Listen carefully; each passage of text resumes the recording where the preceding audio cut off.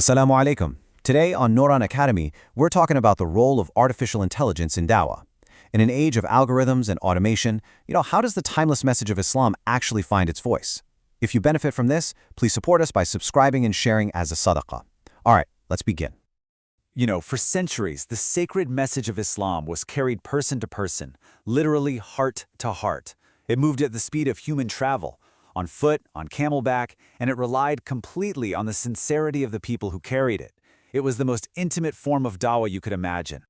Then, things started to change. With the printing press, the message could suddenly be copied onto paper and spread way beyond what a single person could reach. And then came the radio waves and television screens, broadcasting the call to Islam right into homes across entire continents. The scale just exploded. And now we're in a totally new era. The message doesn't just travel through airwaves anymore. It moves at the speed of light through these incredibly complex digital pathways, all guided by algorithms. This new world, it gives us instant global reach, for sure, but it also comes with its own unique set of challenges, its own rules. And this new reality, it really forces us to ask a huge question. As we're standing here on this new technological frontier, can we actually use these powerful tools, like AI, to serve the cause of dawah without accidentally compromising the sacred message itself? To even begin to answer that, we have to go back to basics. We need to ground ourselves in what dawah truly is, because it's not just about communication, it's something so much deeper. The act of conveying Islam. It's described as an amana, a sacred trust given to us by Allah. This is not a marketing campaign. It's a profound responsibility to share the truth exactly as it was revealed, with honesty, with integrity, and with pure sincerity. This slide really just lays it all out, doesn't it? The digital world, it runs on algorithms that reward things like popularity, entertainment, and going viral. But the goals of dawah? They're completely different. Clarity, wisdom, sincerity, and above all, truth. These two sets of values, they're often pulling in opposite directions. So here's the crucial point. If we ever feel that pressure to change the message just to fit the platform, to make it more clickable or shareable, the fault isn't with the message. The problem is in our approach, in how we're using the tool. Islam is already complete. Our methods have to rise to meet its standard. So this is what we mean by the digital dilemma. AI, like any powerful tool, it has this incredible promise, but it also carries some really significant peril. We have to be able to see both sides of this coin very clearly. On one hand, the potential is just immense. Think about it. AI can break down language barriers in an instant, translating the wisdom of our scholars into dozens of languages, making it accessible to communities that were totally cut off before. It can recommend authentic, beneficial content to people who are genuinely looking for answers. For someone giving dawah, it means a single, sincere message could reach millions of people all over the world, almost instantly. We've just never seen this level of accessibility before. But, and this is a big but, the dangers are just as real. These algorithms, they're designed to maximize engagement, right? So they can end up rewarding outrage and controversy.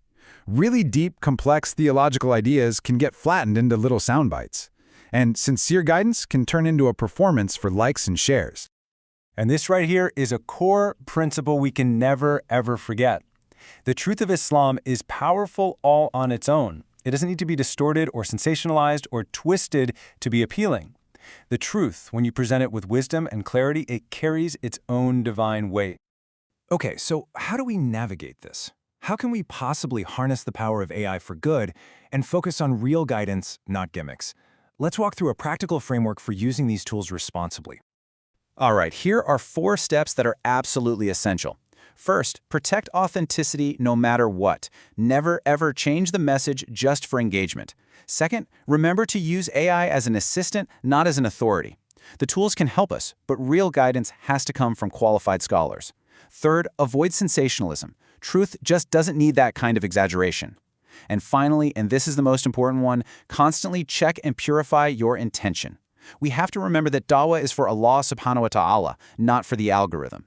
If you take just one thing away from this section, please let it be this. The best way to use AI is to remove barriers. Barriers like language or access to information, but never, ever to remove the substance and the depth of the message itself.